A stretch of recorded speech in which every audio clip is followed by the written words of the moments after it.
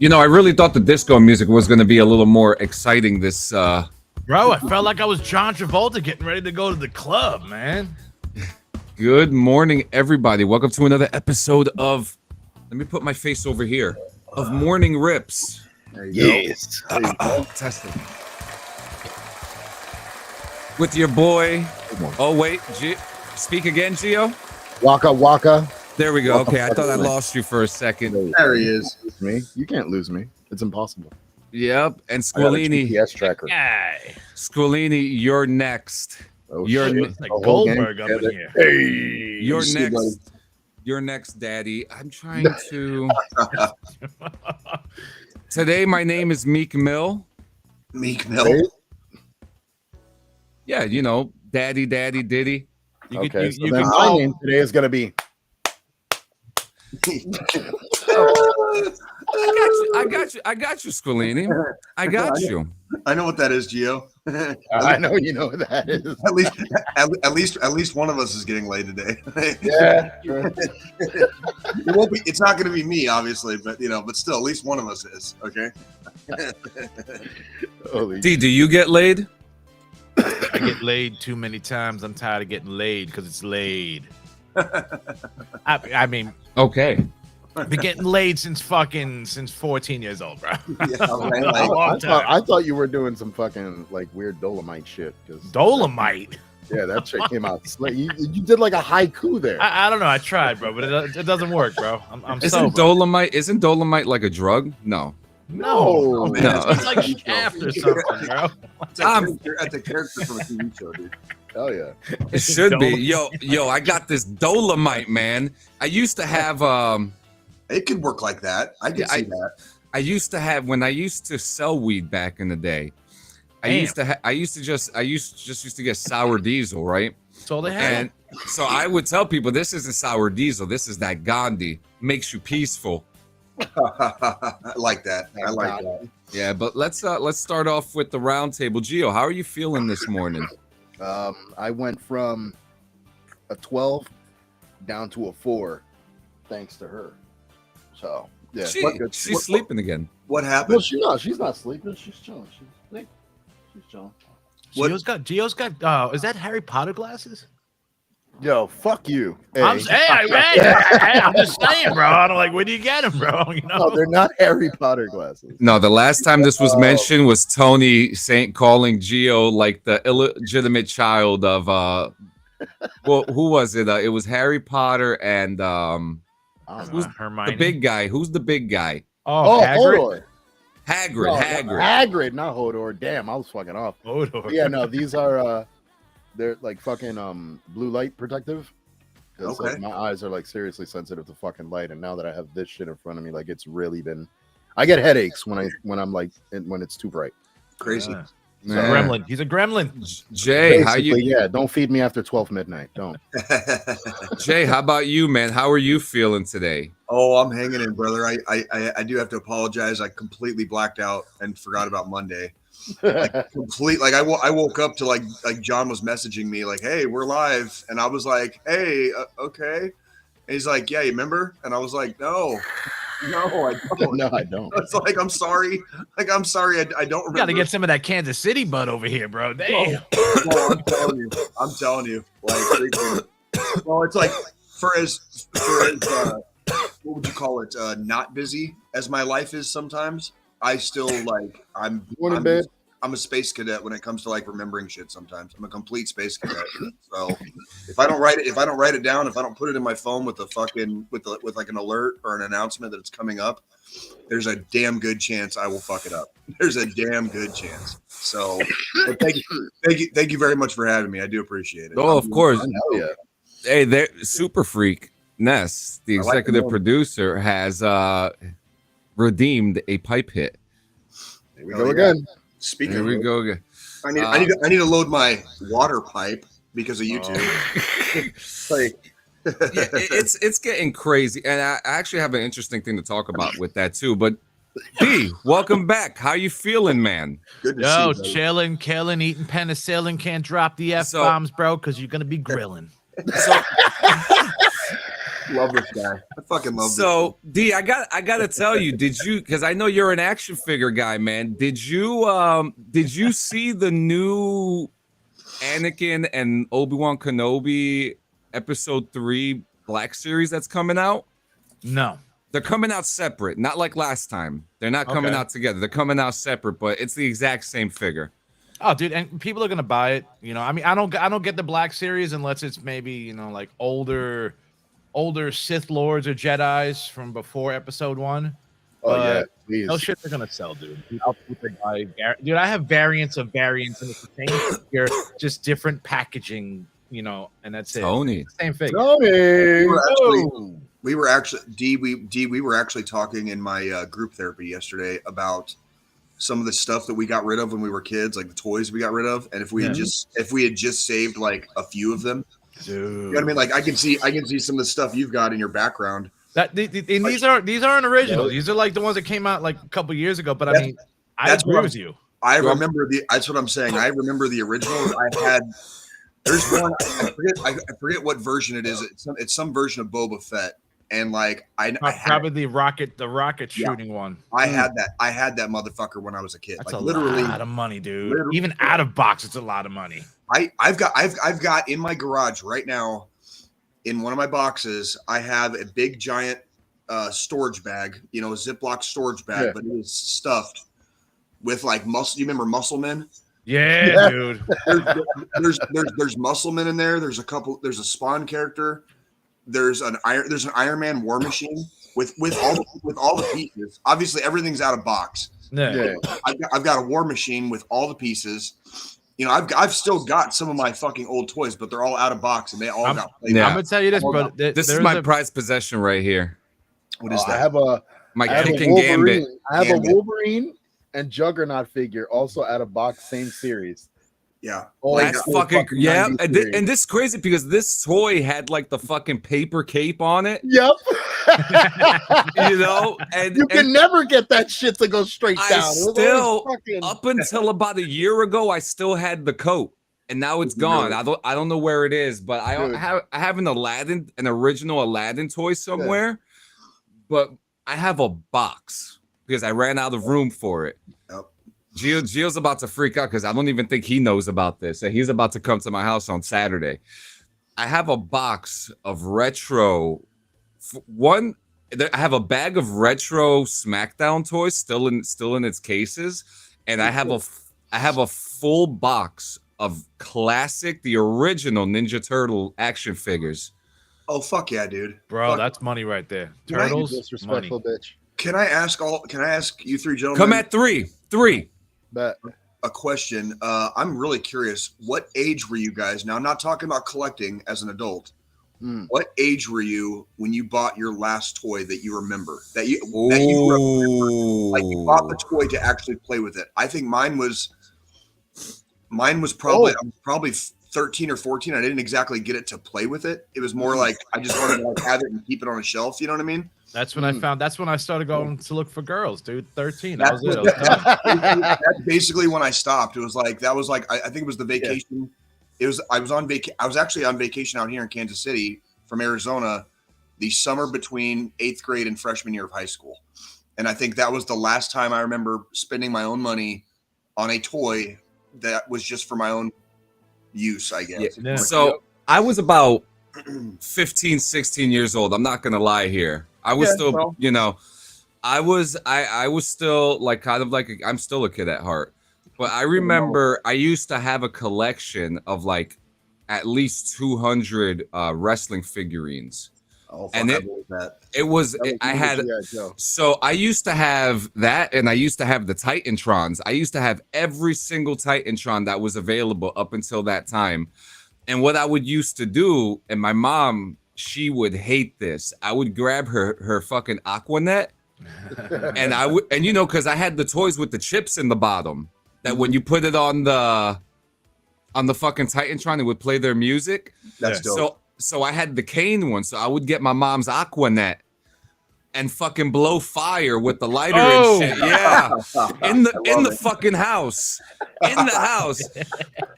And just with Kane alone, and I'd have the music going. Yeah, I was about 15, 16 years old when I bought my last figure, and it was a wrestling action figure. I think it might have been like Stone Cold or something like that. I mean, you blowing friggin' fire out of an Aquanet can, bro. That would have been your last everything. Yeah. So my ordeal actually started with the Power Rangers figures. Remember the ones that would flip their heads? Oh, They would automorph. Okay, so my mom got me the Power Rangers, like all fucking 5 Rangers. It was awesome. That was a Christmas morning. Not long after that came out, the Megazord was released, and they released it in parts. Couldn't buy. I never had it. Megazord. I never had it. Each fucking Zord individually. So I went Smart about. marketing. Let me see. That's 1 month. I think they did that with D. I think they did that with Voltron. Yeah, they did. Yep. They did it. They did it with the Batman action figures too. Oh no, And Marvel. they It did was that. Marvel. Marvel. It was Marvel because they had a set of What, for toys the that were Sentinel? coming out for the movies. Yeah, Okay, and yeah. and you could get like Miss Marvel and like Iron Man, and they would have different pieces of Thanos with them, like a They thigh did it with or the a hip. Transformers too, bro. Yes, they So, did. Combiners. So what I did was every 2 weeks, because I had an allowance at the time, and I behaved myself. I got fucking money at the end of the week, did my chores, whatever the case may be. That's when allowances were earned, you spoiled fucks. But yeah, every 2 weeks I would stack up, and there was one fucking store, 68th Street and Bergen Line Avenue, right off the corner behind the bar, Sanchez. You know exactly what I'm talking about. There used to be now it's like a barber shop, I guess, but it used to be a store where it had a bunch of like party accessories, but they had a very limited supply of action figures. Huh. They fucking brought in the Megazord, all the pieces to it, and they were so not known for having action figures. They were a party store that I was able to save up every 2 weeks, buy a Zord. 2 weeks later, buy another Zord.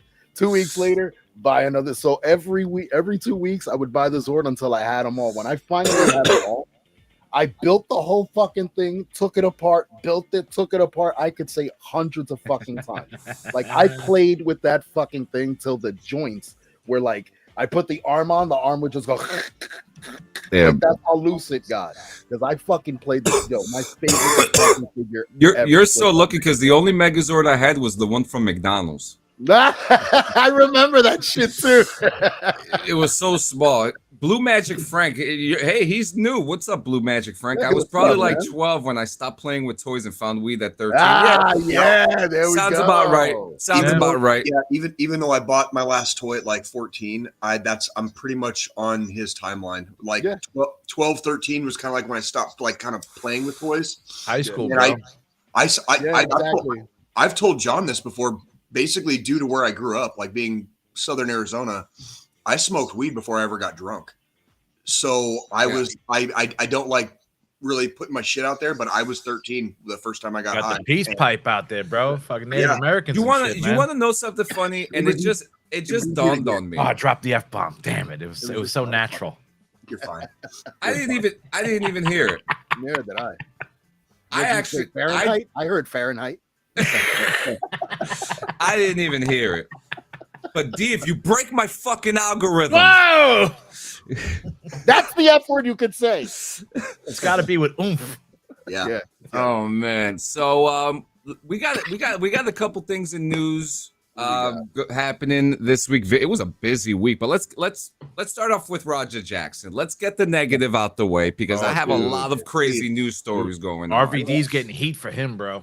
I got a lot of shit to talk about. Okay, so I have a video here. You guys want to watch a video? Are we Absolutely. gonna watch We're the waiting. same fucking footage? Because I can't. No, watch that no, we can't show it. We got hit hard. What? No, we got in trouble for showing the footage. So Good. I have Really? Good. No, good. I have Fine. never understood how they do that. I see the video on YouTube and a couple of other it's places everywhere. all over the internet.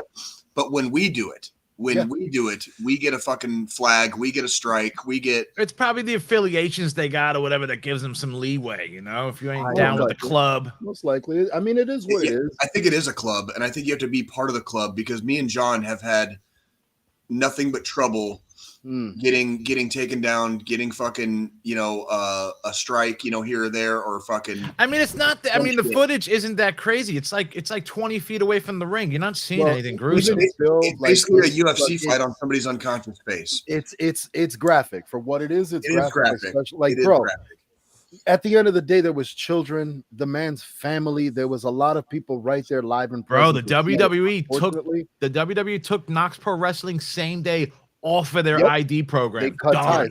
They cut complete ties. If you're gonna treat your talent like that, you probably don't belong in the industry. Yeah. What I mentioned before we started, bro. If you have no trust in your locker room, thank you. If nobody in the locker room can trust each other to say that if shit pops off, I know that all these people that I work with, that I trust my fucking body with, these guys are gonna have my back. Thank you. And to have one of the people you work with be back there egging on a guy that doesn't fucking go there. He doesn't go there. He is not a fucking worker. To have him show up and then give him the opportunity to get his receipt, you don't fucking. And then what pissed me off, I'm sorry, what pissed me off about it was the fact that his excuse after the fact, because I know he put out a statement that he told that to him in character. I am sorry, but the term receipt is not something you fucking say in character. That's right. That is a kayfabe term. That is a backstage term. Like, that pissed me off so fucking much for him to try to excuse that. I sent that piece of shit fucking message myself. There's no excuse for it. There's absolutely no excuse for it. And then I've seen videos of WWE wrestlers breaking kayfabe. Yeah. And when somebody from the crowd tries to jump in the ring. Yeah. That's like one of the only times you'll ever see professional wrestlers break kayfabe is when somebody is doing something wrong and it's not part of the work. Exactly. Now you've seen it in the ring, like you've seen it in professional wrestling. You've seen Brock Lesnar do it to Braun Strowman. I've seen Triple H break kayfabe because you know what I mean in the ring. You know what I mean? Like, I'm talking about like professionals like working where they're catching a receipt in the ring. You see it because it's present, and when it happens, it's one time. Both wrestlers acknowledged, all right, I fucked up. I got you back. We're done. Let's keep the fucking show going. That's like this guy. We're not sending two dozen unanswered shots and haymakers to somebody's face. That's not a receipt. That's a beatdown. Welcome. Yeah. So we have a couple things here. I want to start off with what are the wrestlers who were there. I got some footage right here. We're not gonna break down the whole video. But there's some things in here. Frank, I saw that. I'm gonna get to that in a second. I know pink dread guy. What the?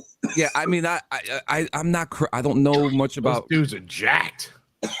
Doug. His name is Doug. Okay. So let's see. We'll go to the part. We know what happened with Styko Stu.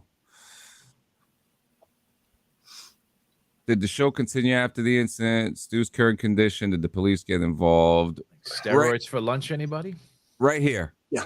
Listen to this. The most disgusting thing, which is the reason I ultimately decided to be present for this, given that my involvement wasn't direct with the situation that's gone viral, which is a blessing and a curse. Part of me wishes so bad that I was there to assist the situation and help my friend here. The other part of me is glad I wasn't there because there's a good chance I would have gotten locked up that night as well if I was present for what I witnessed on video. But the most disgusting thing is that people at this school are being encouraged to not cooperate with the police. From what gangster. Yeah. I don't want to hear that shit. That's like, we talk a lot of shit sometimes about our fellow citizens that are law enforcement officials. We always have a lot of shit to say. Everybody like has their story about, cops being dickheads or whatever. The reality is we live in a polite, lawful society, and there's times where you got to call the cops. And there's times when you got to fucking work with the cops because a fucking crime has been committed. That was a fucking crime. Yeah, for the company, to say this was absolutely wrong, absolutely fucking wrong. Like, they should have been the first to be informed. Law enforcement. that basically shows me that the company was more concerned with protecting this kid, this outsider, from that rather than protect, the security of one of their own guys.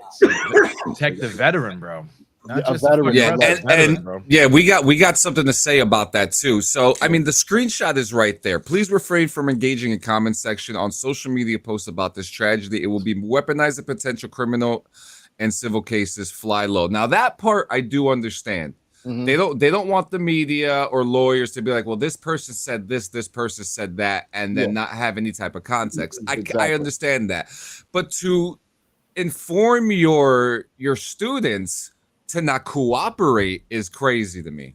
Well, like they said, it could be weaponized in potential criminal and civil cases. First off, you can't tell somebody not to cooperate in a criminal case. You made them a criminal by not cooperating if you do that, if they have knowledge about stuff, right? Yeah. At that point, wait, Jay, isn't that considered becoming an accessory at that point? It can be, depending on jurisdiction and depending on the crime. If you have knowledge of said crime and you do nothing or you say nothing, you are part of the problem. Yes, in the eyes of the law, you are part of the problem. Yep.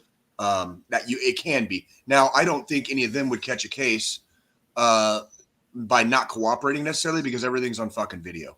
Yeah, everything's on everything, even before the match. We've talked about this briefly. Everything that happened before the match is also on video. So I doubt any of the locker room boys would be considered liable for anything. However, being told that by your boss or by whoever is running the show, Rikishi's running that shit, man. Well, keep in mind, one of the locker room boys did egg it on. That was caught on film. Yes, he told him catch a receipt, and then in quote, like I sent to him, if he has anything to say about it, I'll handle him. Did you guys catch the video of Raja Jackson? He was on his Kick Live and he was like 50 subs, and I'm gonna beat the shit out of this dude. 50 subs. Yeah. So there was evidence of it premeditated. So I mean, it's getting bad. I mean, I'm at this point, I would be sitting at home. Rampage Jackson said, "If anybody touches my son, I'm gonna kill you." Yes, bet. Well, so that means he's going to step into the crossfire. Because is it just me, or is everybody taking professional wrestling way too fucking seriously? You know what I mean? Like it's supposed to be fun. It's supposed to be a work. Entertaining. That's supposed to. He's supposed to say his name and he'll appear.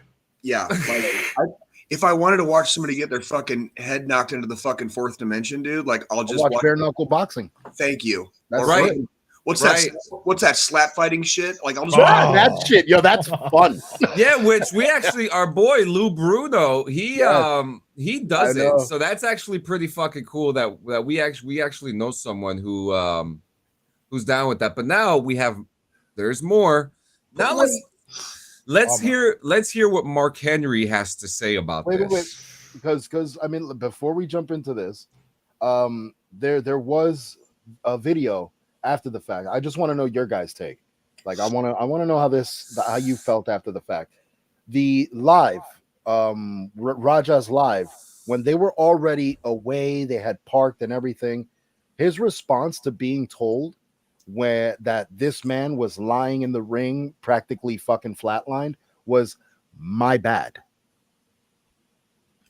No. Well, let's also not forget what he was saying. What he was saying. My bad. Well, let's not forget what he was talking about after the fact. So after the fact, he was saying that he's tired of people calling him a bitch and that he won't act on his feelings or whatever. Now hang on. I know where this is coming from. The chat. I know exactly where the fuck this is coming from. His father and the chat. So not just the chat. Watch footage of how his father talks to him. Oh, he's a vegan. That means he's a bitch. So he's back there putting this shit in his own fucking son's head. He's fueling a fucking pit bull. And then if you watch the stream, he says something like, "Oh, 50 subs, like you said, 50 subs to fuck this guy up, or 50 subs to knock this guy out." And then the chat starts. But the chat starts calling him. They start antagonizing him now. The chat. Yeah. But I mean, that's the chat. That's what the chat normally does anyway. So you're supposed to have like a shield over that. Like you're not supposed to freaking fall for it. Yes, motherfucker. Yes. Come on, man. Professional. You should know how to conduct yourself in a professional way. Kick is the Wild West. That's why we're only on Twitch, YouTube, and Rumble right now. Run the Dudley podcast is on Kick. There you go. Yeah, you know, but I was just gonna say too, from the D, like if you come in and like you say something funny on our podcast on Sundays, like, am I supposed to fucking like start throwing haymakers because my Fifi's got hurt? Exactly. You know what I mean? Fuck that shit, dude. Go ahead, John. I'm sorry. yeah, no, it's okay. So let's hear what Mark Henry has to say about this, because this, I'm not even going to show the Rob Van Dam response, but No, don't even bother with his fucking. this one got me going. I say that's what happens when people are not experienced to our business, and you have to be fully educated. You got to be fully trained, and people think that that's something that's not prevalent. But like when I came into wrestling in 95, 96, I had a lot of the same issues. I didn't like the ribbing. I didn't like the joking. Now, this is something that he's spoken about openly for years. Slick, dude. Yeah, and he even has a story about that at one time for a recording, I think it was a SmackDown, that they brought him out into the ring and they had him, Vince McMahon, because they were trying to make him turn heel. Mm-hmm. And Vince left him in the ring after a taping and no one came out. And that the announcer was just like, oh, thank you everybody for coming out. And Mark Henry was still in the ring. Mm-hmm. And that Mark Henry got into a fit of rage and was pissed off about it. And then and Vince was like, oh, this is how you're supposed to be. Then there were other incidents of him being sent to Canada to OVW. Mm-hmm. So he's been very open about his issues in the WWE when they started, and most of his issues was about him being ribbed. A sensitive bitch. Yeah. Anybody that talked to me that I didn't think was worthy of having that kind of aggressive conversation, they got that work. And you know, I don't know the full story, but I do know what I saw. And it looked like he wasn't smart to what was going on. And the dude that was messing with him bit off more than he can chew. I don't know. Does not deserve 20 unanswered shots to the face. I'm sorry. Yep. And like Gio even mentioned before, they shook hands, they pieced it out. Yes, they did. Yes, they did. But then Mark Henry says this. And you you got to be careful, one, who you mess with, and two, like, you know, what kind of example are you as a veteran for inciting a ride with a kid? With a kid. So I'm going to stop it right there. The wrestling room is the wrestling ring is not the fucking street. I don't give a fuck who you are or what the fuck happened. If you want to do the street shit, take it in the fucking street. Yo, fuck that. I already started. Hashtag fuck Mark Henry. Yeah,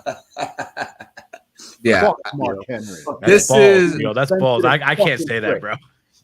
No, fuck Mark Henry. I mean, he'll fuck me up. I know it. I don't give a shit. I'll take the ass whooping, but I will not be the one to stand down and say fuck Mark Henry. Fuck Raja Jackson. And at this point, fuck fucking, what is it, Knox Pro Wrestling? Fuck you guys. You should have more fucking backup against the people you work with, motherfuckers. Yeah, I'm kind of with Gio on this one. I'm not gonna lie. Yeah, and now I want to talk. Now there's two veterans in the room here, right? Mm-hmm. He said a bad example for a veteran to incite violence with a kid. Nothing that I've seen on video gave me any belief that the gentleman in question didn't think it was a work. He thought it was a work the whole time. And so by virtue of that, he wasn't inciting anything. He was just doing what he thought was his job that night. Yeah. And I mean, if that kid thought it was part of the wrestling thing, wouldn't you fake your punches? Yeah. Like I would assume being by virtue of being in the wrestling ring. If he hit me with that can, I would have flew over the car and sold it. Yeah. But like that's what I mean though. Like at the end of the day, like the kid went in, he went into the backstage area. Let's here we are. We're gonna set the fucking stage for you. He went into the backstage area with a cameraman, whether if it was on his fucking phone or with a goddamn big ass son of a bitch. He went back there with a cameraman. Cameras are like fucking sacred backstage. That is a moment for a wrestler to get his spot. Yeah. You bring a cameraman and you accompany this motherfucker walking up.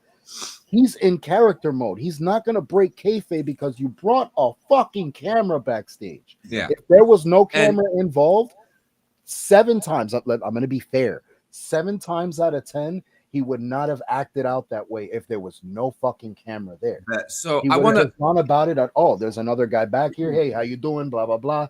There would have been no bullshit. now. I have something to piggyback off that. Something Yeah. about me that you guys all know. Gio being a witness of it many, many times. I am a cameraman for a professional wrestler. Mhm. There are many times where I have brought a camera backstage into the locker room and have seen them out of character, in character, prepping for character, and at no point have I ever felt like, let me put the camera over there when they're out of bounds. Right. You Right. know, this is something that I have learned. And if I'm filming, and I have footage footage of wrestlers, Yeah, sure. you know, out of character. Sure. In fact, I have footage of a masked wrestler unmasked. And That's what did I cool. do? And what did I do with that footage? I Leave it on- deleted that footage. I was gonna say you leave it on the editing room floor. Like Yeah. it doesn't get used. That's Yep. just that's You know?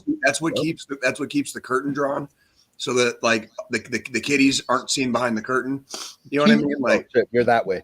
Keyword: the kids. the kids. There was There kids were- present at there this were show. children there. There were children. Not just this guy's mother, because his mother was there, but there was other kids that sat there and watched this shit happen. Like, have you guys ever seen somebody taken out on a fucking stretcher? Like, it's not fucking fun to watch. No. It's No, not it's not. fucking fun to watch. No, Like, it's not. no, it's not. It's fucking crazy. I'm still kind of in shock that the whole thing happened. I'm more in shock right now that it's been this long already, and this kid has no fucking cuffs on him yet. Like, we have more than enough evidence at this point. He's got money, we man. don't need testimonies. Fuck the testimonies. That's what We I'm have saying. more than enough video fucking footage. Yep. His fucking take on it, the kicks, the comments. Well, all that shit we're goes also out. we're also talking about, look, man, and California, things work differently than other states around the United States, bro. It's a lot of power in this over there, bro. And his father has a lot of this. And if Knox Pro ain't gonna cooperate, the state's probably gonna be like, you know, It's money done. talks. just Money another talks. Saturday. Yeah. Yep. So we have some news. We have a bunch of news to talk about. Very interesting things to talk about. But let's talk about. We have one gaming thing here, one gaming news, and it's about a game that we've been talking about the last couple of weeks called Replaced. It is a 2D side scroller that takes place. It's like a 1980 sci-fi game. It looks fucking gorgeous. Yeah, I'm gonna have to Wait, show it for Is it context. like some NES kind of style, like old school. It looks Side really scroll? retro. It looks fucking retro, but it's I got you.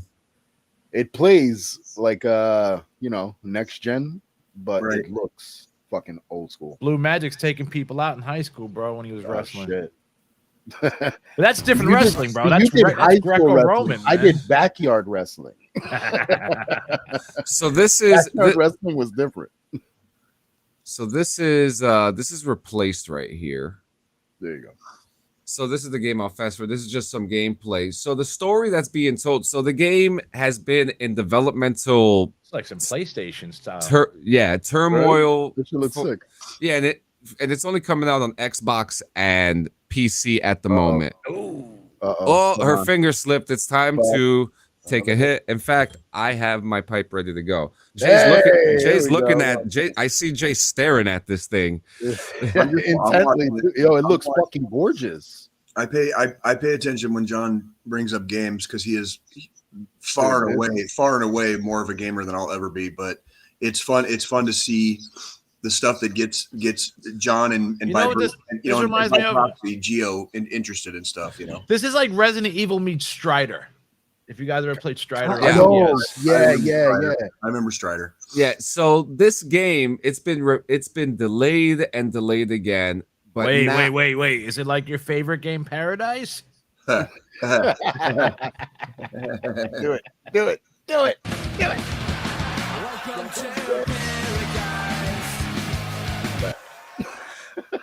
So replaces an Xbox exclusive pixel graphic sci-fi platformer that will be released on Xbox Series X, Epic Games, and Steam. And while it was originally expected to release 3 years ago, it has been delayed again into 2026. Okay, I don't know why a game like this is taking so long or why there's so many issues. But the message from the developers say, we know that our community is incredibly excited to play Replace, and it's no secret that it's taken longer than we initially thought to deliver. We apologize for that. We've always been trying to do what's right for the project, which in turn means delivering to you a special experience. The good news is that we are now very close to finishing production. Replace will be coming out in the spring of 2026. You know what that is, man? That's all them. They're just trying to hype up a shitty game. That's all it is, bro. I'm slightly with D on this one. I don't know if it's going to be a shitty game, but there's really, it's 2025. Yeah. How long does it take to produce a 2D action side scroller? Exactly. Like South Park can turn out an episode a week. You have the actual gameplay footage, like the animation for like the fights and shit. I know there was another trailer. You showed me a different one where there was like an actual gunfight and shit. Yeah. I also want to know why the animations look very detailed, where the camera doesn't just stay sideways; it actually turns. So they are building a bigger 3D world. I never even thought about one that angle on it.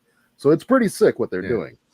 I'm just hoping that it's not a disappointment. Yeah, the problem is too many people are using ChatGPT for coding, and it makes a lot of mistakes. There's not even real coders left. So hang on. Yo, Blue Magic Frank is a bad motherfucker. When it comes, so I pushed ChatGPT to the edge for a while, and one of the things that I tested it was for coding, and it coded a whole GTA RP server. Not for me, but it did it, and it did it right. But Paradise? Interesting. It created Paradise. I mean, there's another game coming out. I mean, I know you guys aren't really interested. It's called Pizza Slice. It's a pizza game that's coming out. So. God damn, Donatello. That's the best turtle. This is what I mean when I say John is more of a gamer than I will ever be, because like he will hunt down new shit just so he can play it once if possible, and see just to see if he likes it or not. Yep. I do not have that kind of time or patience or wherewithal to do That's something. how we do it. That's how we do it. That's why John's my boy, because I like seeing how excited he gets about shit. Because like me and my little black heart, fucking charred soul, dude. Like I barely like anything anymore. So like I like it when my friends get excited about stuff, right? Yeah, man. Well, everyone's about to get excited for this because Cracker Barrel is back, baby. Oh, they changed their logo back to the other one? Get the fuck out. We thank our guests for sharing your voices and love for Cracker Barrel. We said we would listen, and we have, and our new logo is going away, and our old timer will remain. Waste of time, these. Oh my God. At Cracker Barrel, it's always been and always will be about serving up delicious food, warm welcomes, and the kind of country hospitality that feels like family. As a proud American institution, our 70,000 hardworking employees look forward to welcoming you to our table soon. Thoughts on this fucking madness? Is Cracker Barrel the place? Because I know I've been to a few Midwest and Oklahoma spots. Is Cracker Barrel the place where you walk in and there's like peanuts in a barrel and you could like eat the peanuts and throw the peanuts on the floor? That's Texas Roadhouse. Okay, all right. Roadhouse. All right. Well, and they're not the first or the only ones to do it. That was cool. I saw that. Now when I went in there, I was like, oh shit, all right. Peanuts throw them on the floor. There's a couple other restaurants that do similar things. There's a place here in Missouri. It's called Lambert's Cafe, and they throw the fucking dinner rolls at you. I'm not joking. It's like that's part of their shtick. Imagine if you're stoned and everyone stop. I mean, not even you're there having a conversation with your girl. Hey, babe, how you doing? What movie you want to go watch tonight? Wow. Like you fucked. I've been drunk in there with a few other soldiers from when I was stationed at Fort Leonard Wood. We went down to it's a little bit south of Springfield here in Missouri. Yeah, Ness, Twitch was having problems with my podcast yesterday. It kept freezing and stopping. You see something with Twitch. You see? Yeah. Fucking Twitch, man. This shit is pissing me the fuck off. Deep breaths, John. Deep breaths. That's why you got to go to Kick too, John. Here. Just look at the. Hey, Gio. Join the dark side. Gio, I know you're good friends with John. Like, tell the audience how hard it is to calm John down when he's actually pissed off. Tell everybody how fucking. I put a finger in his butt and he's quick as hell.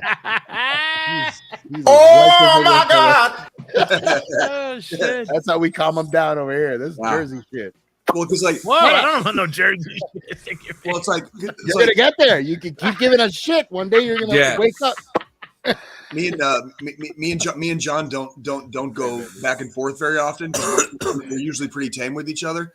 But it's like when John gets pissed, it like pisses me off. And then when he comes at me sideways, my immediate reaction, like just by virtue of my personality, is I go back at him sideways, and it doesn't work.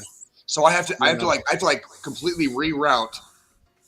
Have you ever unpissing John off? So have you ever seen that scene in Breaking Bad when Skyler talks to Hank, right? Yeah. His name is Hank. Yeah, no, not Hank.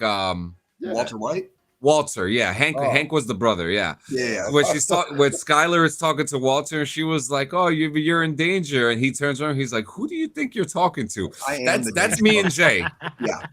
It's like John will be like, "Who the fuck are you talking to?" I'll be like, "Who the fuck are you talking to?" You know, it's like this fucking. It does not. It's like two opposing ends of a I'm magnet. feeling bad for Squilini, bro. Jesus. Poor Squilini. Squilini was in the middle of it a few times too, and he just watched Squilini sitting there like he's sitting there watching the fucking fire watching the fire rise. Yeah. You know what I mean? So here comes one of my favorite stories of this happened in 2022, but we have to talk about it because the guy is still recovering.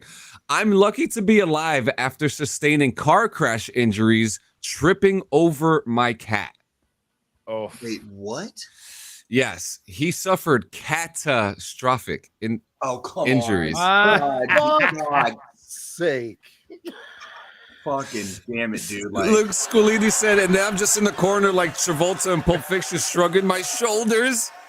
Yeah, you can't instigate. All you got to do is say hit, and we'll hit. That's hit it. Easy. A UK man has miraculously survived after sustaining a broken neck, a fractured spine, smashed ribs, blood in his lungs, and other car crash evoking injuries from tripping over his cat. What did he do? Fall down the fucking stairs? What the fuck happened? He says, "I can't remember much. I was just falling fast. It was quick and it was over within seconds. Then I was at the bottom." what kind of cat does he have? I think he's only talking about one. So the freak apocalypse meow accident reportedly. Oh fuck, man! That's puntastic, John. That's fantastic. Thank you. Accidentally reportedly occurred on the evening of October 23rd while the Leicestershire-based professional musician was home alone with his hairless Egyptian Sphinx kitten, Eric Murakami. Damn. Disaster struck after the wrinkly kitty, apparently feeling playful, dove out and latched onto one of its owner's legs while he was coming down the stairs. He was going down the stairs. It was stairs. It was stairs. It took a bit of a chunk out of my leg, then I lost my footing, described Raleigh, who reportedly tumbled down 14 steps before arriving at the bottom, where he lay unable to move, where he's feline. Those cats are scary, though, man. Yeah, well, John, me and John have talked about this. Like I bought my house a little over a year and a half ago. I have a basement and the stairs are a little steep. I make sure I take my fucking cell phone with me when I go to the basement, because if I ever trip and fall down those stairs and I don't have a way to get back up, guess who's like they're gonna find me days later dead on the fucking floor with like chunks of my face missing because my cat ate me. You know what I mean? Damn you, Fred. Damn you. Damn you, Fred. But can anybody blame him? Like, nobody's gonna find me down there. I live alone. Yeah. I live alone. Yeah. Like, if I fall down and shatter my spleen, you know what I mean? And my bones are sticking out of my legs. like I have to be able to call somebody for help because nobody's coming. And like if I don't call for help, nobody's coming. You know, I'll just die there of exposure. If your cat feasts on you, at least it has, its final meal. I won't need it. If I'm dead, I won't need this body anymore. That's what I'm saying. Yeah, dude. I made succulent Chinese meal. Jay, I made this pact years ago. If I pass away, as far as I'm concerned, like how they say, do you want to get buried or cremated? Yeah, you could donate my ass to a pack of necrophiliacs. I don't care. Like I don't care. It doesn't have to be that hardcore though. But I don't care. Like that's the length of care I give. Like for what happens to this. Like my spirit's gone. It's on a whole new level. The body, fuck that. Decorate it. Put it in the corner as a Christmas tree. I do plan on being buried, but that does not necessarily mean that I hold this bag of bones like sacred. You know what I mean?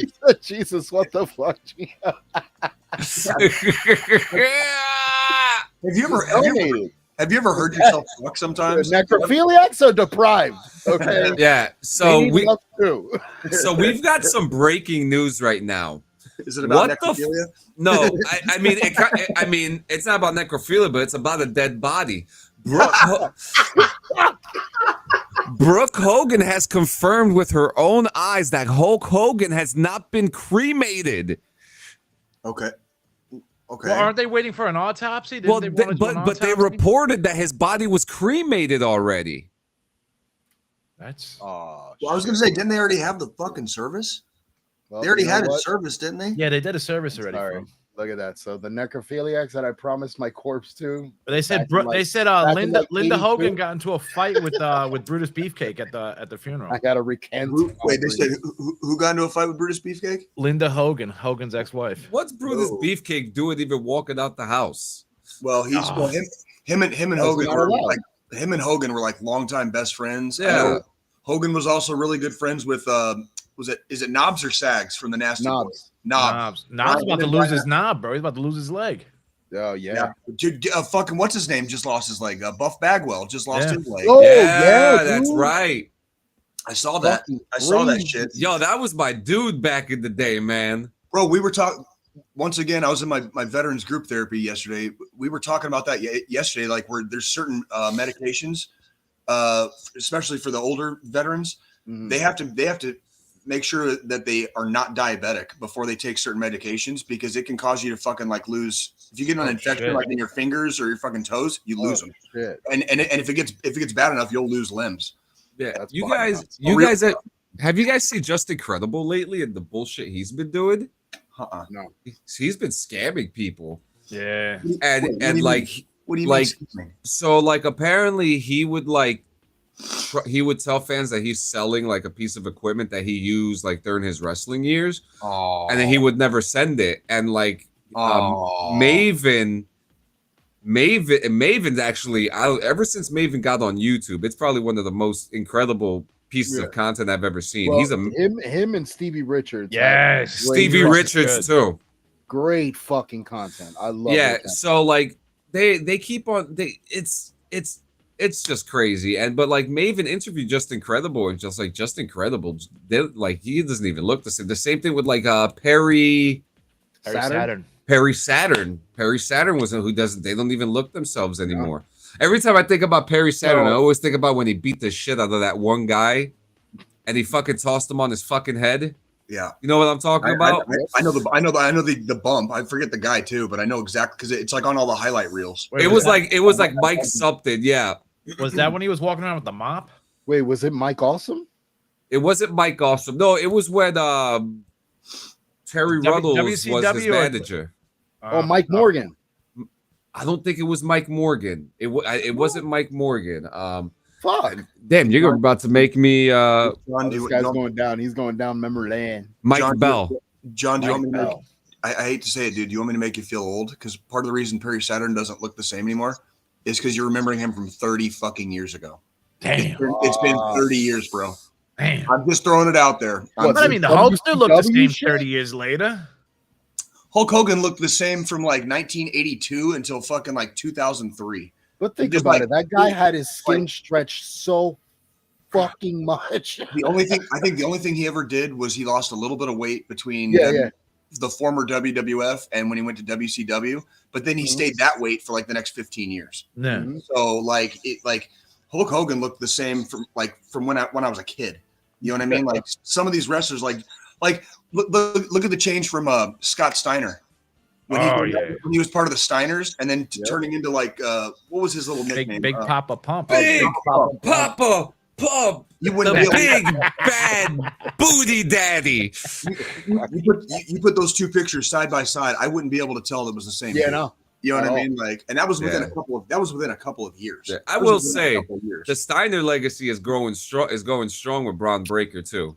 Oh yeah, Breaker's holding it down. Yes. He's holding it down. So I've been very impressed with the WWE entertainment value in the wrestling matches. Like since John and Joe have kind of gotten me into it somewhat recently, and especially the ladies division. I'll say it until I can't say it anymore. Watch the ladies wrestling. It is fucking awesome now. Yeah, but it took them 7 years to do a whole fucking other pay-per-view just for them. Like the females that they have now are females that actually train like they're amazing consecutively. Like they work like who's the one chick that WWE like went into their pockets deep for that one chick, Stephanie Vaquer. Oh yeah. Jesus, man. They fucking buried their hands in their pockets. I'd bury my hands in her pockets. Jesus Christ. I knew it was gonna come down to some shit. No, but I'm talking about talent wise. Yeah. The girl is world renowned. Like you know that they're paying her to stay here in the United States because she just got to get her English up with the promos and she's getting there. That's the shit. She's actually working on it. Yeah. And a lot of the females, dude, Naomi's final fucking promo, I was sold. Dude, come on. I was so glad she turned and like everything was all. I thought you were gonna say Big Jim likes to Netflix and chill too much. Dude, no, when she like completely flipped, like she was like, congratulate, bye. Everybody was all happy that she flipped and went back to her heel persona. I loved it. I was like, that's how you go out with a bang. Yep. You stay in character. You make sure you remind them, like, fuck that shit. That was the best way to leave the title behind as far as a female. She's going to come back and be a tweener. Becky did it like a pussy. Becky Lynch did it like a fucking pussy with Asuka. I'm going to go be a mom. Fuck what about that whole shit that Birmingham? You go be a champion. What about the beef between Becky Lynch and the Osborne family right now? Dude, I mean, that's great wrestling because Ozzy's a friggin' Hall of Famer. Yeah, but that was disrespectful as fuck what she said. It was too soon. Yo, are you fucking kidding me? Dude, nah. It's storyline perfection with wrestling. In wrestling, if it's part of the story, mind you, she wasn't talking necessarily strictly about that. She didn't name drop. She did. It was obvious. It was obvious as fuck, but she didn't name drop. Kelly Osbourne said she was like, the shoe on. That's what happened. She said Birmingham wouldn't even piss on you if you were on fire. I was like, oh shit. But that's what it was. Kelly Osbourne put the shoe on. The whole thing. If the shoe fits, wear it. Yeah, she laced them up and she said, "Fuck it, I'm going to respond." And Becky gave no fucks. Becky gave no fucks. I just want to say, like the shit that me and D grew up with, like fucking Wendy Richter and goddamn like Jesus Christ, the Fabulous Moolah. Those matches sucked, dude. Those matches fucking sucked. Like they've come so goddamn far. Well, Fabulous Moolah is a piece of shit too. So that's a long-standing thing in the industry, obviously. Yeah. But it's just not the same, and it's so much more fun to watch, men's and women's. It's so much more fun to watch. Every match, for the most part, every match is pretty fucking entertaining for the most part. No. And when they do like the ladder shit and the fucking table shit, and it still to this day it never gets old. It blows me away every time when they do the crazy shit because I'm like, fuck no, like it's not the wrestling I grew up on, so it's kind of like it still sells me. It's like I go back and watch like ECW from like the 90s. Say it again. You ever watch the show Glow? Yep. What's that? Gorgeous ladies of wrestling. Oh no, is that fun? Check out that show. It's basically like showing. It's a comedy, bro. Yeah, it's funny as shit, but it's fucking wrestling. Good. Like, John, it is a really good show. Didn't you tell me about that on the fucking podcast one time? Yeah, I did. I think I did. Yeah, that's a long time ago. There's an '80s version, and then there's like a couple years they did it on Netflix. What is it on? Is it only on Netflix or like? I think it's on Netflix. Okay. Okay, I'll get that. Like yeah. They got the documentary, I think, on Netflix too, of the old school '80s when they did a doc on it. Yeah, that's kind of crazy, man. I might need to. That's. I don't do the TV and movie thing very often, but when I do, I kind of binge a little bit sometimes. So I watched all up so you could binge. You can binge to your heart's content. I watched fucking the original Top Gun and Top Gun Maverick back to back last night. Oh my God. Dude, I mean, it's gonna sound fucking stupid, man, but it's like I only watch maybe 2 Tom Cruise movies. I will not watch any of his other movies. I can't. I don't like him. I don't know. It's just his. What about Collateral? That was like a non-Tom Cruise. Just Minority Report and Legend. The only and The Outsiders. The only reason why I've watched Tom Cruise movies was because of Bury Your Dead. They used to have an album that every single one of the tracks was named after a Tom Cruise movie. Interesting. That's an interesting album concept. Yeah. I'm also a fan of Mission Impossible. I thought those were pretty dope. I'm not a huge fan of probably the person himself, but for me, he makes amazing fucking movies sometimes. Not always. Thanks, man. But he's got like technology will do to you. But dude, Vanilla Sky, amazing. Oh wait, Vanilla that Sky was a good one good. too. That was a good one too. That's and Collateral. Eyes Wide Shut. Eyes Wide Shut was fucking Kubrick's last fucking hurrah. How do you do Eyes Wide Shut? In the 90s, bro. No, but I'm saying like the name of them. My eyes are wide shut. Like you go like this, yeah, like this, like this.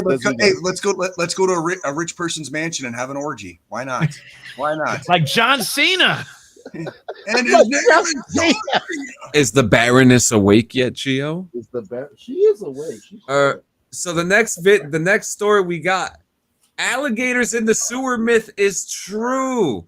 New York may not have those infamous alligators in the sewer, but Florida has the real thing. And a work crew in Oviedo, Florida, proved the New York City urban legend was a Sunshine State reality after discovering a 5-foot alligator residing in a sludge-filled pipe. You remember that? You remember that movie, Jay? Which remember one? when they put out that movie in the 80s, bro? Alligator. Was it like when they flushed the alligator down the toilet? Yes. And it was in the sewers. Yep. I do now. I think I saw that once, probably when I was a kid. Like, you just triggered a childhood memory. Yeah, like a made-for-TV movie. Yeah, I did. Yeah, I mean it's stirring up a crap storm, but let me show you the footage. 5-foot alligator, Jesus Christ! It's as big as my kid. Look at that. Oh yeah, that's 5 feet of fuck you right there. Oh yeah, it looks like a frog chilling. Oh no, that's not a frog. Should eat that camera. That's a baby. Oh, look at him scoot. Oh, look at him scoot. Look at him scoot.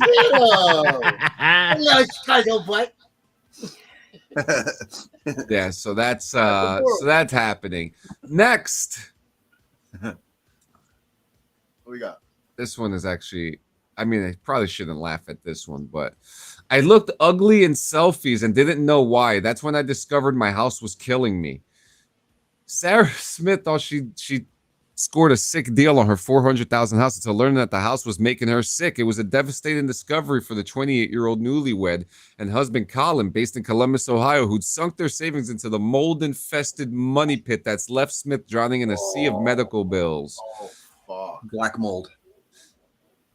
Sounds like black mold. I had black mold in Fort Benning. TikTok told me to get out of there. TikTok? You know, because listening to your chat.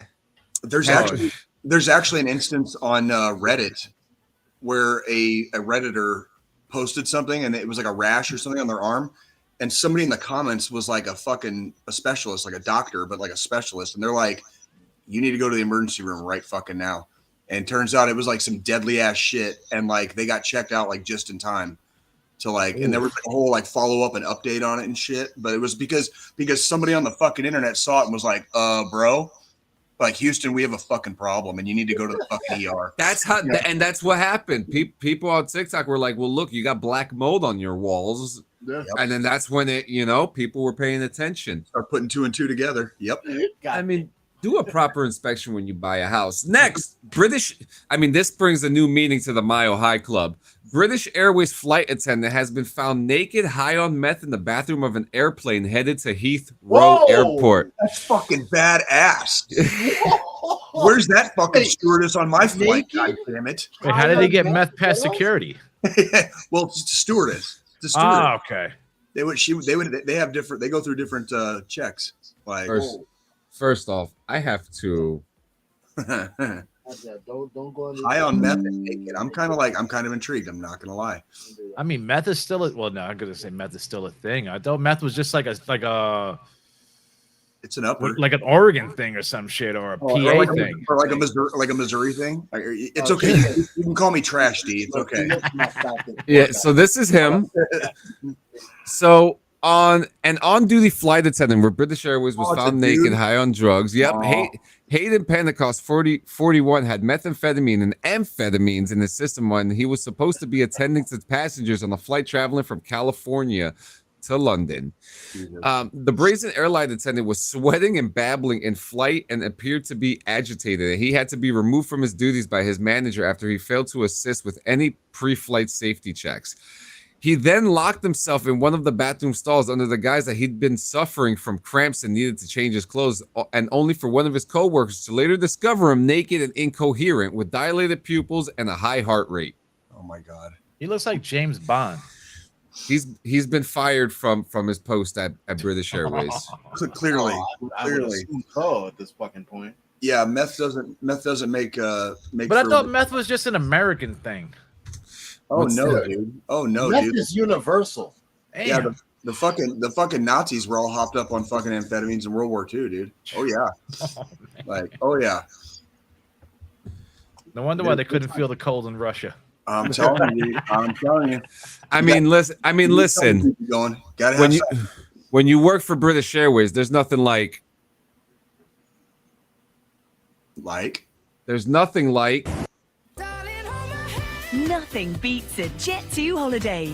And right now, you can save £50 per person. That's £200 off for a family.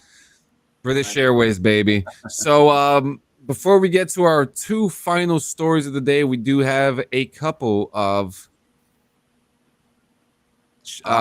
affiliates to shout out. Hemper, go check out. And I mean, for the respect of Jay being here too, we'll say both, but use code BRVG at hemper.code, and to help Jay get his 3 cents, use hemper.co/DD214. Go ahead, Jay, press it. It's okay.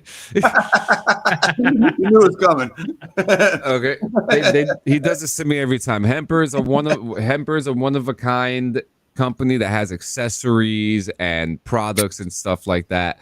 Oh, yeah. Very excited to be affiliated with them. They are very sweet people. And we joke, but we appreciate. Was that sexy bong that Gio fucking unveiled? Oh, you mean this one? Oh, here we go. Jay's gonna appreciate this. It's a moonshine jug. Oh, that's awesome. Oh, speak of the devil, I drank some moonshine actual moonshine last night. Freaking White Lightning. We were at my watering hole. I was telling you guys before the show, my watering hole's closing like next week. So a bunch of the regulars were there yesterday afternoon going into the early evening, and just so happened that one of them had some shine, and we partook a little bit in it, and that was we sipped it, Gio. We sipped it. We weren't going ham. Well, I'm not going to judge you, Jay. I wouldn't. Honestly, you chugged the fucking thing. I'm not going to judge. I wouldn't be on this fucking show right now if we had a whole night on that. Okay, trust. Yeah, and also don't forget, guys, check the link in the description and check out Govee. Okay, we're big fans of Govee's, but my favorite thing to do. Fuck, I got the dog here. I can't do that. It's okay. I'll do it. Do it for me. There you go. I'll do it. Don't worry. I'm going to do it here we go. Festival. I would join, but I must respect the Baroness's wishes. Dance party. Okay, use Govee because then you can do cool things like this. All right. Do you see the lights? Look at that dance party. I can do this though. This doesn't bother him. Guys, use Govee. Govee makes the perfect scenes in your bedroom, your living room. If you're trying to have, if you have a cage in your bedroom, and you're trying to fuck in it, use this one right here, okay? use the dust because it gives you a nice, sexy red. If you're just trying to wake up in the morning, do a nice little sunset glow. Does anybody have any ecstasy? I think the guy in the bathroom has it. Oh yeah, we got to get in touch with the airline pilot. That's the That's right. that has not been there the whole time, which is crazy. But yeah, guys, go check out Govee. It's good stuff. Really, really good stuff. Let me go back to my disco music that I had because I really enjoyed disco. But who likes talking about marijuana? I do. I certainly do. A couple guys in the chat. Pretty much everybody now. So you want to hear the bad funny news about marijuana, or you want to hear the cool passionate news first? No, Bad funny. Bad funny first. Thousands of illegal hidden marijuana plants removed from national park along with a gun, dangerous chemicals. That's actually common. It would tell me that was probably in California, right? Listen to this. Officials last week dismantled a sprawling illegal marijuana cultivation site hidden deep inside Sequoia National Park. Fucking California. Nailed it.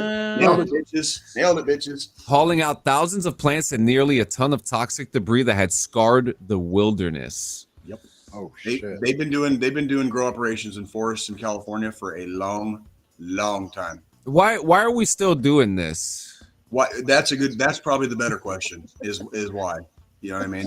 Now that it's like kind of like legal and like, you know, we don't need to fucking hide in the bushes when we smoke weed, you know, trying to hide from the cops and shit. I miss those days. I mean, they're currently really. That to me was like a roller coaster. I won't go on roller coasters, but I'll smoke weed illegally and run away from cops. Yeah. So what's interesting too is that like they're talking about rescheduling, you know, like that topic really need to. Well, it's the conversation is happening. We're gonna know soon. You know, it's less harmful than tobacco, for Christ's sake, dude. Come on. And alcohol. But listen, just about anything. Yeah, but listen to this. Crews removed 2,300 full-grown marijuana plants and nearly 2,000 pounds of trash and infrastructure from a site that damaged 13 acres in the protected California parkland. Yeah, that's fucked up. That's fucked up. Listen, there's a reason why it's national. There's a reason why it's supposed to be untouched and unscarred. There's still land that we preserve, you know. Correct. I'm on the side of leave the land alone, you know. I think we have enough land. There's no reason to. You can do this shit. I'm a heavy don't fuck with nature advocate. Like you can do this shit legally in many states now. You can grow it legally. Like you don't need to fucking go into a national forest and fuck. Not in New Jersey. Motherfuckers. Not yet. Your whole state is like a fucking city, dude. So that's not your fault. It's not true. your fault. Yeah, don't compare the South to the North over here in Jersey. Yeah. So here's fucking Yankees, Yankee bastards. Central.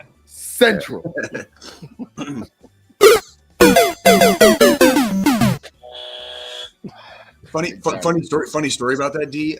My family out here in Missouri. Going back to the Civil War days, my dad's side were mostly Union sympathizers, and my mother's side were mostly Confederate sympathizers. Oh shit! In the Bleeding Kansas and the bushwhacking days of Missouri during the Civil War, where Missouri was like a slave state and Kansas was like a free state, and there was a lot of cross-border clashes. People not getting along back then, basically. And that like it's kind of interesting, like being the result of like two separate families that were on kind of like different wavelengths 160, 70 years ago, whatever. Yeah. You know what I mean? It's just interesting. Like it's one of those like little. Could imagine the barbecues in your family, how that shit would go. Right. Well, obviously now it's not a big deal, but like I can only imagine. Offspring of Romeo and Juliet, you know. These and shit. If it makes sense, like both of these families lived within proximity to each other. So like all of my families are from like the same little regional area east of Kansas City, and it was what is basically farmland. And so, but they all lived in proximity to each other. So imagine like, maybe like tensions were a little high on the dusty dirt road, like in like 1866 after the war. You know what I mean? Like, it's like yeah. Would have been those are interesting times, I'm sure. Those would have been interesting times. So I want to ask the civvies something. Yeah, you fucking civilian pukes. Why do they call hookers hookers? I know the Why answer. do they call hookers? Because they hook you in? Not quite. It's a good guess. It's a good guess. Gio? Any guesses? Yeah, why do they call hookers? Prostitutes. Yeah, why do they call them hookers? It's a real question. He's not joking with you. I don't know. Is it like an athletic thing? Jay, tell him. Something to do with athleticism. It's from the Civil War, and I think it was it a general, John? It was a general. It was a general. There was a general, last name of Hooker, and he brought in brothels to ladies of the night to his troops, and they and that's where the term hooker came in, like for a prostitute. It became a synonym for a prostitute. We're not making this up. We are not. Yeah, and one of the big things too is that like he would have like specific ones that he really liked that like the troops were like not allowed to like touch. So like if anyone would be like, yo, if you touch any of Hooker's girls, like yeah, you know, so that's I wonder why if the hookers know that why they got their name hookers. Right? I guess if they cared enough, they don't call them hookers anymore. They just call it OnlyFans. Oh. It's as satisfying to me as coming is. Having sex with a woman and coming. Thank you.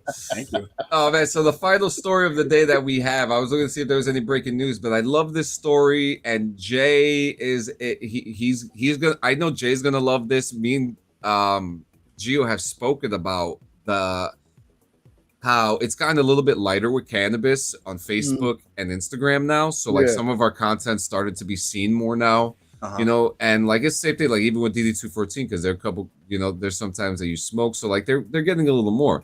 But now there's a student activist petition to end cannabis plant medicine censorship on Instagram by Meta, and they launched let me put the petition in the chat, so like if anyone wants to sign this thing, I like a good petition, and I mean we're like we just said we're so far deep into. Cannabis laws, it's 2025. I mean, if I can post a picture of me holding a 40, chugging a 40 on my 40th birthday, which I did, by the way, that's an actual. I was chugging a 40 on my 40th. 40 ounces of freedom. Thank you, baby. At least see this guy gets it. He gets it. Well, I can do that, and I don't have to worry about my Facebook post being shadow banned or taken or removed. If we do the same thing with pipes, joints, bongs, fucking whatever, you know, it can get shadow banned where nobody will see it, or it might get removed, it might get taken down, or you might get a strike.Ck that shit. It's fucking it's fucking weird. It's reefer. There's nothing special about it anymore. You know what I mean? Yeah. So the Students for Sensible Drug Policy is leading the way through online efforts and accounts committed to public education, legal, and policy advocacy, research dissemination, and harm reduction services, including those of licensed healthcare professionals, nonprofits, and legal businesses, have been routinely shadow banned and deplatformed or had their posts removed with little explanation or recourse despite operating in full compliance with local laws. It is vital that evidence-based, life-saving information is not censored. Harm reduction and drug education save lives. Cannabis and psychedelic therapies are supported by rigorous scientific research and show promise for conditions ranging from PTSD to depression to addiction and erectile dysfunction too. I don't have that. I'm good on the ED. I don't have ED. Sorry. These are not fringe topics, but crucial conversations impacting the health and well-being of our community. Aren't you guys banned from TikTok for talking about marijuana? Your not BRBG? not they banned. censor you guys a little bit? You're just not allowed to smoke on there. Gets flagged, Stupid, which is fucking stupid. It's So the petition has demands, and the demands is end discriminatory bans and shallow bans on accounts related to cannabis, psychedelics, and harm reduction when they operate within legal guidelines. And for example, myself and Gio, we run the BRVG Instagram page. It is so hard to put cannabis content up. We put memes up. We have to get back to that, by the way. And the memes have been a helpful source of newer fans. And even with even with DD214, DD214 is a little easier, right? But even with DD214, it's still a niche market because it's veterans. Very niche. You know? If you like our show, you're probably of a certain mentality. You know, and then there's From the Dungeon, who does the From the Dungeon podcast Tuesday nights with Mark Bernardo, and Mark smokes like a fucking chimney. Oh yeah, dude. You know, the joints that he has are like the size of fucking tornadoes. You know, they're huge. Love it. So so for literally all four of us who are in this room right now, this would benefit us because we want to be able to promote the things that we like that on these social media platforms. We're doing everything by law. We're not selling anything. I don't even think none of us. They want receipts from the dispensaries now and shit. Like, I'll give him a receipt. I'll give him a receipt. I'll give him I'll give him 20 unanswered shots to the face. I'll give him a fucking receipt.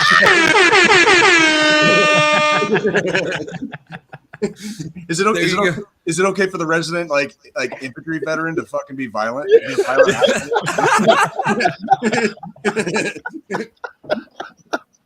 It's completely unwarranted. What a bad influence. My bad. How dare you incite violence? My bad.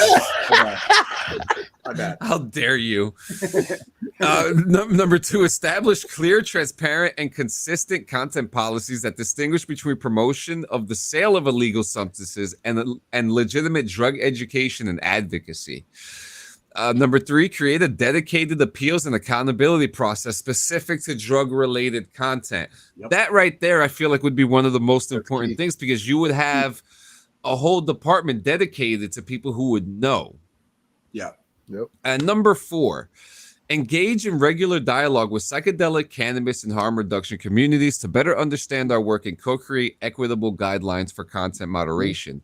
Censorship of science, public health, legal, and public policy discourse is not an act of neutrality. It causes harm, and as the cultural and legal landscapes around these issues evolve, so too must your policies. Let me ask you this, Clean. I just thought about this. Do you think they put a petition up to see how many people will sign to see how much money they'll make? Like, oh, there's a lot of money in this. Let it up. We're gonna make a lot of money in advertising. It's possible. That's entirely possible. If I was in the shoes of someone, like let's say like a Mark Zuckerberg, right? Specifically him because he owns Meta. Yeah. So if I was in his shoes, I would look at the science. The science is all there. If you go on YouTube, there is a ton of educational cannabis content on there. Yeah. Tons of it. You could go through the shorts. There's tips on how to grow, how to keep your weed, what to know what different types of cannabis are out there. Channels, by the way. No, we're not. We're just like inhaling. Yeah. You know, and then enthusiasts. We're enthusiasts. Yeah, and then I'll even add in, to add into my enthusiasm is that I spoke to Gio about this just literally about a week and a half ago. Jay knows about this. D, you don't know about this. Myself and my wife are taking classes in the cannabis. Oh, I know about this. The Cannabis Training Academy. Yeah. Yeah. D is one of those of a particular mentality. You guys are my Sunday. You guys are my Sunday lunch. Yeah. He likes DD too. I don't know how to take that. Yeah. Pause. And then D shows up for every show. I got to say, actually pretty cool. It's pretty cool. It's really nice, and I appreciate that. That's why I'm gonna buy I'm gonna buy Famcast Media one day. So, but yeah, to continue on. I mean, Vince McLean over here. I got this, guy. I got this, guys. He's cleaning up. It's my world. We want our content to be out there. We want to be. We can't be more open than we already fucking are. Yeah, to be honest with you, we all smoke cannabis, whether it's as small. It is not going away. Get your Kush berry. Get your Kush berry. The genie has officially been let out of the bottle. There's only a few states left that are still fully illegal. It's too late. Dude, Texas will never make weed legal. Yo, Texas is crazy. Fuck Texas, dude. I want to say too, man, the fact that we can all look at this, all four of us, 4 different minds, 4 different personalities, but what brought us together? Fucking reefer. Talking about reefer. Old school reefer. We love it.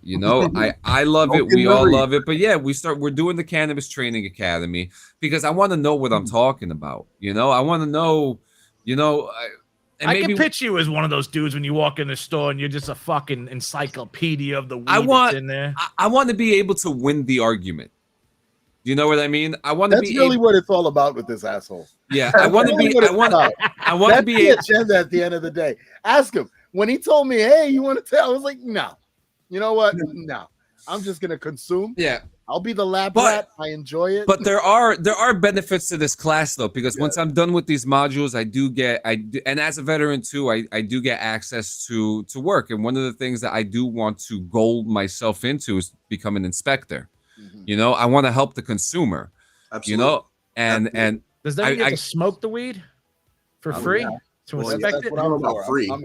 Free. Yeah, that's what I'm saying. Like you know, the dog that sniffs out the drug, the cocaine. Yeah. Yeah, and the classes are free. You know, they're fun, and this gives me the opportunity to be able to, if I feel like it, and when I have the money, to be able to open up, because cannabis lounges are open in New Jersey now. There's 4 of them now. I want to open one. I want to open up a lounge bowling alley where you could smoke and do some bowling and then buy some weed over at the little kiosk, because you need to own a dispensary in order to have the lounge first. That's the thing. Then we can't give people time limits, because people are gonna stand on the lane like. No, it'll be all right. It'll be all right. You know, but yeah, it's a thing. And Gio, I found out that there are places that hire people to clean bongs. So my crazy idea that we spoke about a year ago, that I told you that if we open up a lounge, we'll just, you know, the bongs will probably be used, but we'll just have to sanitize them. And everyone's like, yo, that's crazy. No one's going to do them. People are fucking doing them. So suck my dick. I still would. I don't give a shit. So before we get out of here, I just want to say thank you for everyone coming out. It was a great show. It was a packed house. You guys know where to find Jay. The only place. That's funny, because I was just watching this documentary last night called Class Action Park, and Headbangers Ball was there. That's a great one. And they showed Lane Staley at Action Park in New Jersey. Really? Yeah, and I haven't finished the doc yet, but it's crazier than McMillions. But you know, I want to thank you guys for coming out here today. It was a packed house. It was fun. But I do want to end with one major news announcement. We are going to be leaving Streamlabs by next spring. What? Hold on, man. What? Yeah. We're not fucking around with this shit anymore, dude. Yeah. Wait. Is this the company you were telling me? Why did I leave? Streamlabs? The ones that've been fucking up on you guys for the past 2-3 weeks? Yeah. Fuck you, Streamlabs. What's fucked up is that it's worked fine for fucking bong rips. 2 years. Yeah. After that day, clean. Remember a few weeks ago? After that fucking day, everything's going downhill for them, bro. I can't. It baffles me, because it has been over 2 years. Like we've been doing the DD214 network podcast without fail every week for over 2 years now on Streamlabs. Never had a single. Dude, Clean got me to go on it last November. From November till about maybe like 2 or 3 weeks ago, everything was peachy. Yep. And then so I mean, lately, look, I have a video coming out. It's going to be pretty wild. It's going to be called Streamlabs Fix This. There you go. You know, that's going to be the first thing. This is what Streamlabs is. They're the Ray of podcasting network. Yeah, but you're probably asked for, but not lame. Yeah. So I mean, look, I mean, I've even come to the point where I've even been contemplating leaving Twitch indefinitely too, and just sticking to YouTube and stuff like that. Do a doc on it, dude. You fucking would make a good documentary. On yeah, it got to do, John. Do what you got to do. Yeah, the stress, dude. Look, the major thing is the podcasts don't get better if Streamlabs keeps on fucking up. But I did find something better, and something that gives us more freedom, something that gives us everything that I want and everything that I need, plus direct access to our merch. Tell me you're making your own fucking thing, bro. I'll join you. I wish if listen, unless Riverside changes some things. I'm not going to Riverside yet either. Riverside is strictly for pre-records. Yeah. But Restream is going to be the place to go. Jay has used Restream with me before. That was our first venture into podcasting. We're able to have motion backgrounds. What's the pricing for Restream for like a year? What are they doing over there? $180 for a year. $180 for a year. Yeah, $180 for a year. So we need to figure out a couple things, like to be able for Jay to have access to his banners, for Gio to be able to add in what he wants to add in at times when he feels necessary. And I think it's cool too, because it has a section where you can add QR codes, and the QR codes will lead you to wherever. And I think that's super interactive. I want interactivity with the fan base, and I want to be able to be a little more custom. Streamlabs is, hey baby, we're ending now. Streamlabs is killing me right now. So yeah, by I feel for you guys. Every Sunday I get pissed. I'm like, bro, what the fuck's going on? I don't like seeing John with his panties in a wad. And like it hurts my heart when John's heart is hurt. So like I get like secondhand like agitation. And then it turns into this like fireball of anger, and I just want to sock somebody in the face like 20 times. You're like John's emotional support buddy. I kind of am. But it's happening. We're leaving Streamlabs in the spring. Word. It's official. We're doing it. We're going to Restream, and for those who are probably wondering what are you gonna do with your game streams, I'm going to use a new program called Meld. It's a free program. I could customize it the way that I want to. It's just like OBS. So that's what I'm going to do with my game streams in the spring, and we'll be on Restream in the spring. So guys, to end it off, you guys know where to find Jay, DD214 Network, every Sunday. And from the dungeon. Make sure you guys go to Front of Dungeon TV on YouTube, Front of Dungeon TV everywhere, bro. Check out all the stuff there, man. And also, I'm producing the Drunken Sailor Show. Look up Luis Noriega, the Drunken Sailor, on YouTube, bro. He's a funny comedian from Royal Heights, California. He's a veteran. He's a Navy veteran too. He's a veteran too. And fucking man, check out the Drunken Sailor Show, man. It's been fun so far. That sounds fun. I like that shit. Yeah. And Gio, because I know Gio likes to say the part to catch us Saturdays. Oh well, you already know what the fuck to do, man. I mean, it's Wednesday. It's the middle of the week. You're gonna catch us again Friday morning, 10 a.m. Around 10 a.m. Technical shit. It happens. But it's not a Clean Sanchez Media show without technical difficulties. That's right.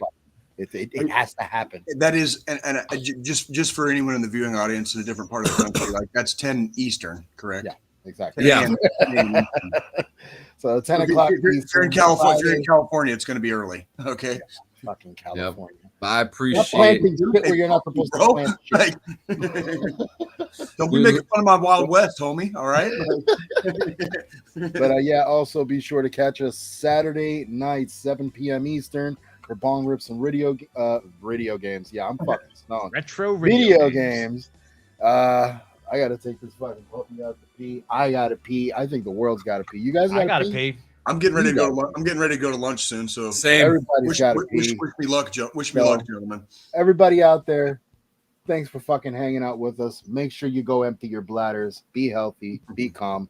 Love everyone. Good to see you. Thanks for having me.